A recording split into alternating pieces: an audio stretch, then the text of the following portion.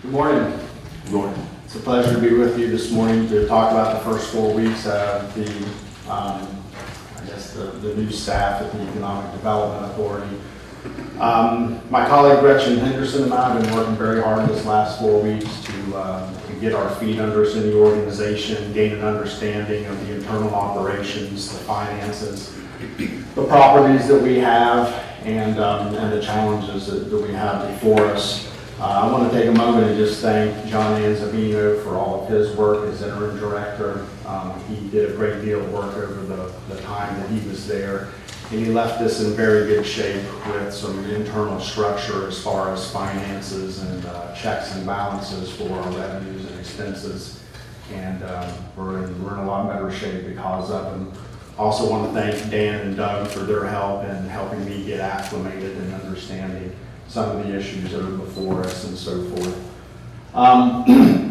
The first area I think we really concentrated on is financial management, getting an understanding of our revenues and expenses, our debt, our capital projects. I've been working with Hoddle and Willis, who's our local accountant who handles our payroll, our accounts receivable and accounts payable. I've also been working with Carolyn Stimmel, who has been kind enough to work with us to help us sort out our debt and capital projects, and we're feeling a lot better about our understanding of our current day operations. We've also had Queen Consulting in to beef up our network security with our computer systems and so forth. We spent a lot of time in the office going through files and understanding the data that we have on our sites and buildings and the meat and potatoes of our economic development work. We've spent a great deal of time also analyzing the properties that we have. We have several properties around the county, and we're taking a look at the revenue and expense picture for each of those to determine, which ones are that we're losing money on, quite frankly, and that we need to take a look at selling. And so we have a pretty good idea of what's going on there, and I think the board of directors and I will be taking a look at some future action in that regard to try to help shore up our finances. As far as prospects go, we do have pretty good prospect activity for the 426 Fall Drive property. We have 5 different prospects right now, most of which have come through the state's Economic Development Authority. Many of them are in early stages, and we're gathering information. They're looking at different sites around the state. We're also looking at different sites around the country. So we're hopeful with some of those. We have a regional law firm that has expressed interest in town, and I've worked with Felicia Hart. I met with her, it was last week, and pledged to work in cooperation with her in the town on economic development issues. So we've made the introduction to Felicia with the client, and we're going to all work together to see if we can get them to locate here in Front Royal. We did mention in our board report that a company called Virginia Analytics, which is a wine and beer testing company, was going to sign a lease in the Kendrick Lane office where we're at. Right after our board meeting where I said that, true to form, they called and said they were going to have to delay signing the lease and locating in the building, so that project is on hold.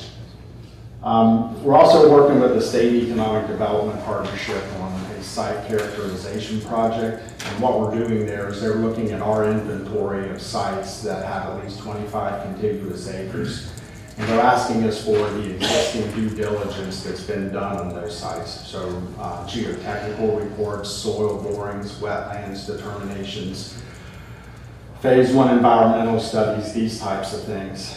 And we're uploading those documents to their database, and then what's going to happen is they're going to rank our sites on a tier system, and that tier system is outlined there in your written report. And the idea behind that is the higher the level of tier ranking that you have based on the work that's been produced, the more competitive the sites are, and then of course the more competitive Warren County is for new business. So they're going to get back to us probably in 3 or 4 weeks with a ranking of where our sites are at. We have 4 right now on their database that they're working with us on. And as we get a feel for where we're at, we're going to start working to bring those tier levels up. We ultimately want to get to tier level 4 or 5 with each of our sites to make them as competitive as possible. So that's one of the initiatives that we're working on with the state economic development office.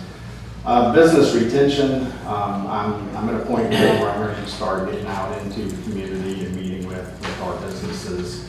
I've met with some of the resource providers in the area, Blue Ridge Technical Center. I met with those folks last week and gained an understanding of what resources they have to bring to the table. Also met with the regional council, Northern Shenandoah Valley Regional Council, to understand the initiatives that they're working on, and we're going to be far more collaborative with both of those groups and others for Fairfax College to make sure that we understand all the resources that we can give to our existing businesses and offer to our new businesses. So, internal management, as I mentioned, we worked hard to get an understanding of the documents and the files in the office and try to get a feel where everything is and get more organized in that regard. Greg Blanton, Ed Daly, Tom Pattison, and I attended the Virginia Industrial Developers Authorities Institute a couple weeks ago, and it was a very timely conference, and it gave us a good footing for the basics of the law and FOIA and marketing and the resources that are out there for groups like ours, and I think it was good for all of us. So.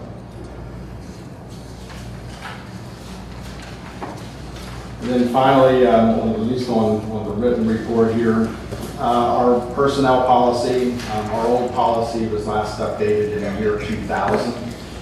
John Anzanino had done a lot of work. It was one of the last things that he did before he turned things over.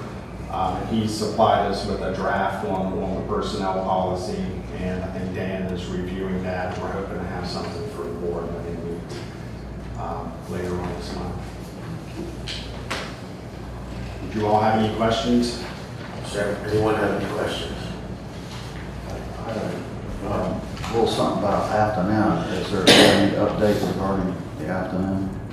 Yeah, I met with the developers of the afternoon on, I think it was Friday, and we're working through some issues right now. I'd like to get them paid for the past work that they've done, but I need to do a little bit of research first before we can get them paid for the past work and then look at ways to fund the future work. We need to review the contract that we have with them, and I want to make sure that I'm doing things by the book before we plow forward there. So I've just got a little bit of research to do. So is that a project that's hopefully moving forward? That's certainly the goal. Again,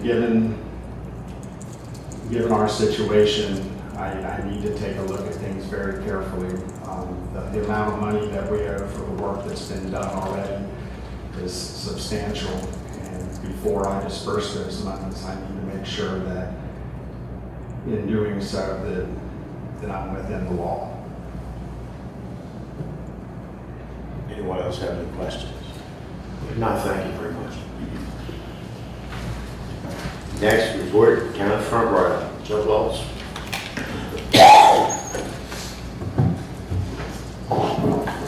Good morning, Chairman and members of the Board of Supervisors. Thank you for the opportunity to speak today.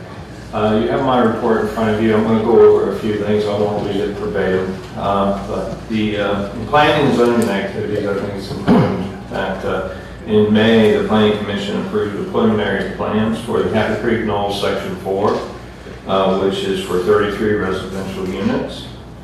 Also in May, the Planning Commission approved a special use permit for a dog training facility on West 11th Street. Also, I wanted to talk about the Community Development Block Grant. In May, we did updated the downtown parking and land use study. This was completed by the Northern Shenandoah Valley Regional Commission. This will be discussed further at our Planning Commission in June. Also in May, Frasers and Associates began work on the wayfinding sign project and also design of the proposed town plaza area down to Gazebo area, which will include bathrooms. And in June, we'll actually start bidding out the facade improvement program, so hopefully by July, we'll see some activity on Main Street with the facade program. Jumping ahead to town projects, we do have some progress on the Route 522 corridor water upgrade and reliability project. CHA has completed their feasibility study that identified the best route and connection to the existing water infrastructure for the corridor loop. The preferred route for redundancy is estimated to cost between $8.5 to $12 million to complete. Right now, we're focused on the east side of town, most likely trying to transverse through the high voltage transmission easements back behind Walmart. CHA has started the next step, which is a PER, preliminary engineering review, and that is slated to be completed in August. Happy Creek Road Phase 2, we did submit the project into smart scale funding last year. Unfortunately, we did not score very well. So this year, we do plan to submit this project into revenue sharing. Cost estimate for Phase 2 and Phase 3 is about $16.9 million. Right now, we're looking at a target date of 2026. Main Street Extension, this project is about 95% complete overall. In May, we did do final asphalt and road striping. The only remaining item is a bioretention pond on Lot 6. Police Department building, I'm happy to say that the contractor reached substantial completion in April, and we are now moved in there and fully operational. We also want to invite y'all to come to our open house on Saturday. It's from 11 to 3. We plan to have some pizza and hot dogs and little giveaways for the children and stuff, so we get the word out. The Rural Phoenix lift station, which is the sewer pumping station for Rural Phoenix, is approximately 85% complete overall.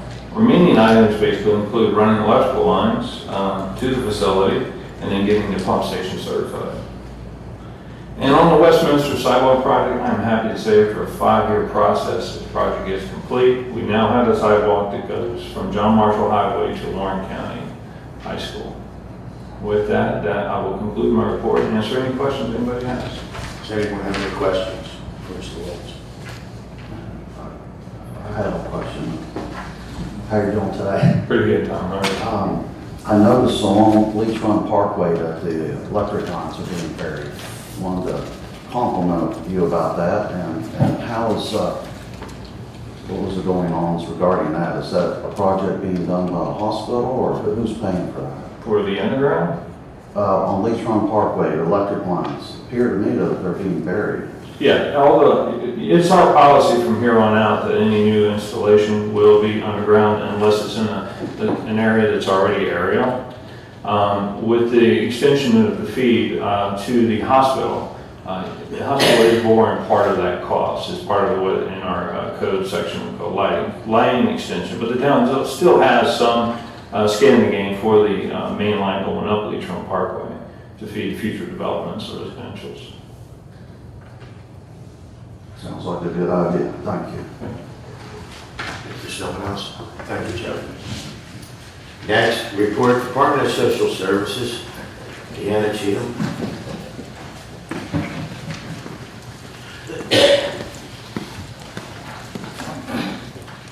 Good morning, Mr. Chairman and board members. Before I begin my report this morning, I really just wanted to give a heartfelt thanks to you all.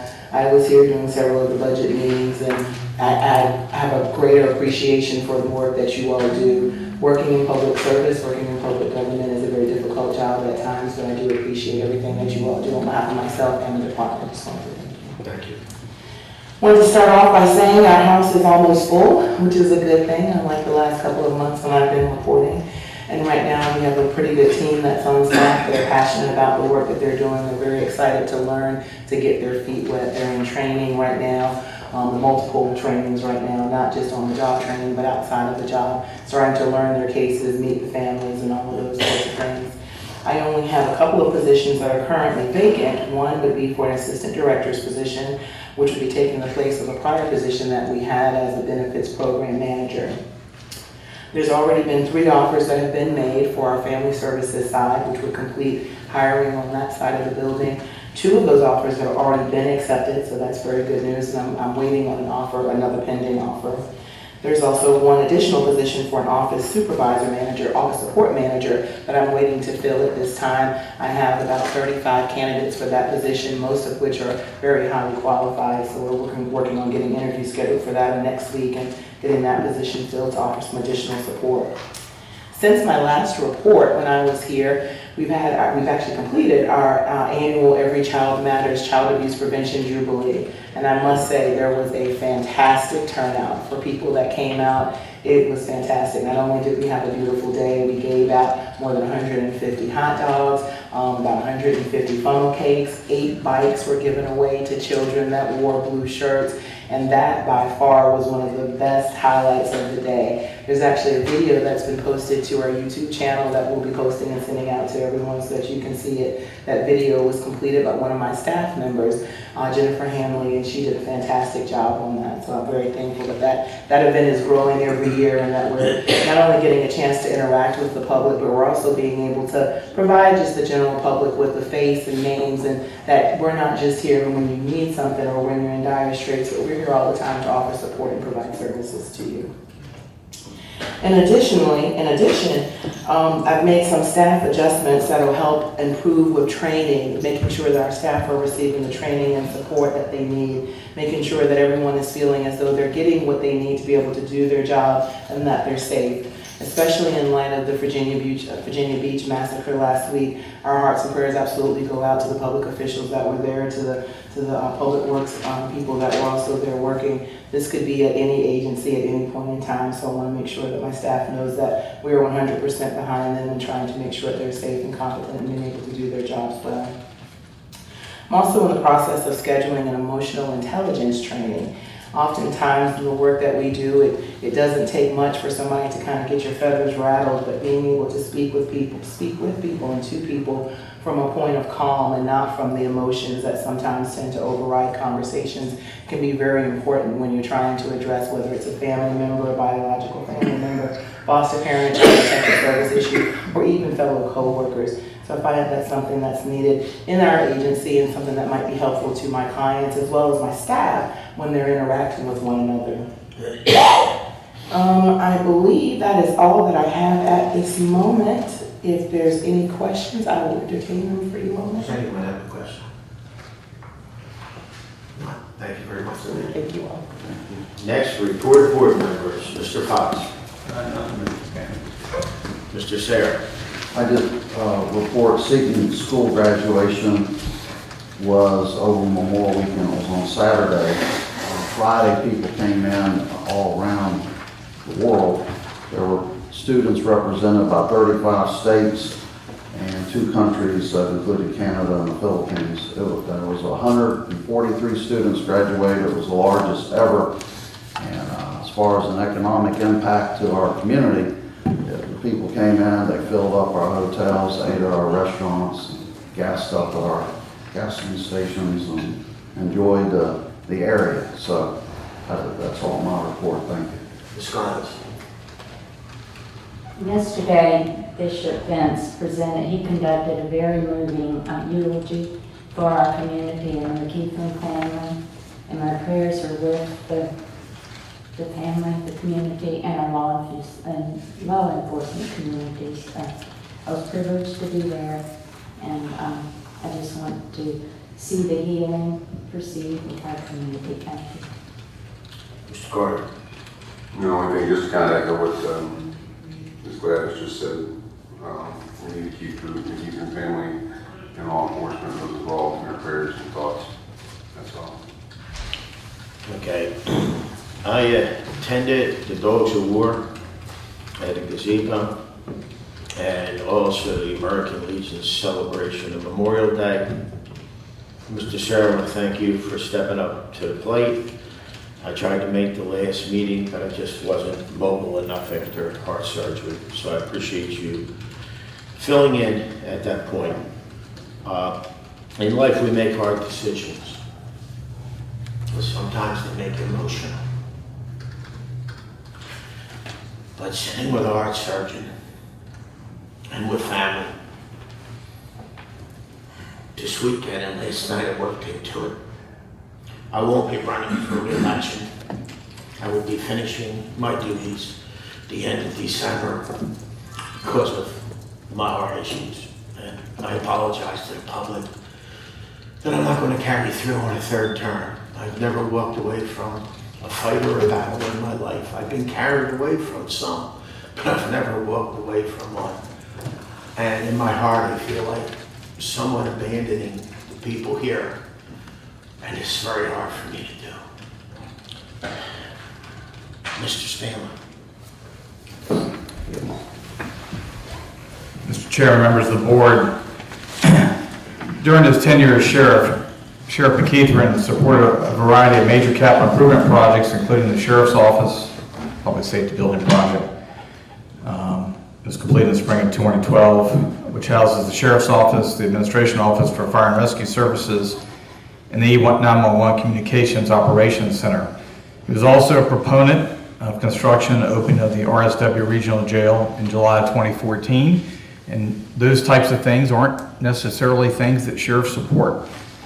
Following the school shooting at Stoneman Douglas High School in Parkland, Florida on February 14, 2018, Danny worked with the superintendent and the board of supervisors to ensure that at least one dedicated school resource officer was assigned to every public school in Warren County and lobbied for permanent funding to make that a reality permanently. He also lobbied for the establishment of a career development program for the deputies in the sheriff's office that the board ultimately approved.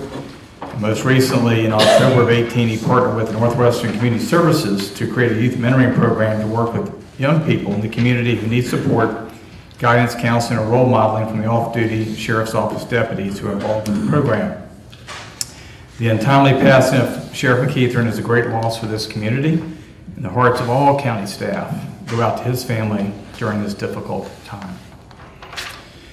On a lighter note, I want to give congratulations to the graduates of Warren County and Skyline High Schools and their graduation this past Saturday. I had the opportunity to attend both events. The future of our community does indeed look bright.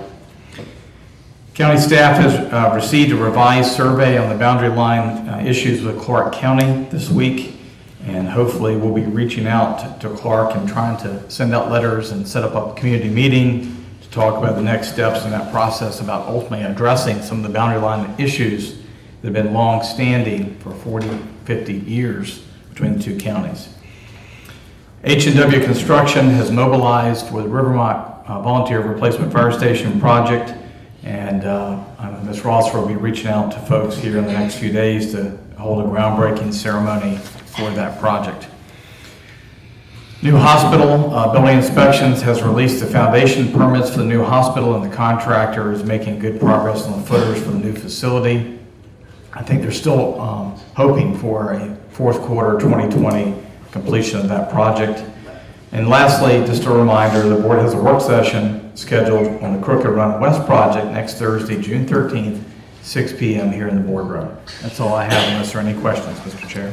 Is there any questions for Mr. Stanley? I have one, if you will, Mr. Chairman. The boundary adjustment perhaps between Clark and Warren County, would that typically probably be a jig-jag line in order because of the amount of housing it is now established? What's being proposed, there's some, if you remember, part of the issue was that there were some original lots in the Shendo Farms sanitary district subdivision that were platted as if they were in Warren County, which in fact are clearly located in Clark. And part of what is now a straight line will in fact probably end up with a jog or jag to it in order to place those counties, those lots and homes and residents, citizens, into the county which they think they already live in. In addition, one of the things we're looking at is possibly moving the Shendo Farms Fire Department, Company 6 Fire Department, into Warren County. As you know, the county has title of that property and has been operating that station since the old Farms Fire Department was vacated. So We hope to be able to address some of these long-standing issues, and the community meeting will simply be an opportunity for us to share with the public what that new line may look like and get feedback prior to having a formal resolution and survey for the boards of both counties to consider to formally make that change. And there would be a public hearing at this office? When we get to the end of the day, both boards of supervisors, Clark and Warren, would have to have a public hearing on any proposed change. Okay, very good. That's all I have, Mr. Mr. Chairman, I have a question. Mr. Stanley, we attended together over at the Warren County High School graduation. It was a beautiful day, and God smiled on us all. I'm glad that sounds like Skyline High School had a graduation as well. The question I had for you, Doug, is in the works, there's plans for a quarter road, lack of a better word, from Leech Run Parkway down to Westminster. And when I was leaving Warren County High School, the traffic, we sat there for, I don't know, at least 45 minutes. And, you know, it would be nice if we could, since we have more jurisdiction over the schools, I know that area is in the town limits, but maybe we use, you know, our planning department and help get that road in the works. The answer to that road won't be built until the Swan property is developed, because they won't know. But I think as part of the town's rezoning application, there is a proposed road that would connect the Swan property and the development over to Leech Run Parkway. So I think that's just a matter of when, and certainly we can weigh in with the town once they receive a development proposal, but at this point it's getting somebody to move forward with the development for that site. But it certainly would improve access for the whole area, absolutely. Thank you.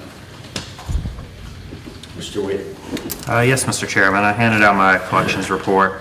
In the month of May, our office collected $24,393 in delinquent personal property, business equipment, and B-pool taxes. So far this year, our office has collected $215,256, which includes $7,500 in attorney's fees. So we're definitely way ahead of where we were last year. So my paralegal and my new assistant county attorney are both doing great work. Be happy to answer any questions. Does anyone have a question for Mr. Whitten? Go ahead, Mr. Cox. Previously, I had questions like the recovery assets of the EDA. Can you make any report on that by any chance? Sure. Well, I have a meeting set up with the executive director on Thursday, so we were going to discuss some of the questions you had regarding that. And I think our plan is to have a memo to the whole board of supervisors that will detail that process. Now that we have started the litigation process, I was in court all day Wednesday, Thursday, and Friday with the first phase of that litigation for recovering the assets. So we can kind of update where we are now and where we plan to go in the future. Thank you. Thank you. All right, thank you. Is there anyone else? Yeah, Mr. Whitten, have you had any discussion with the board, the EDA board, about some more revamping of the structure, maybe having the executive director be a county employee? The EDA board has not discussed that at this point.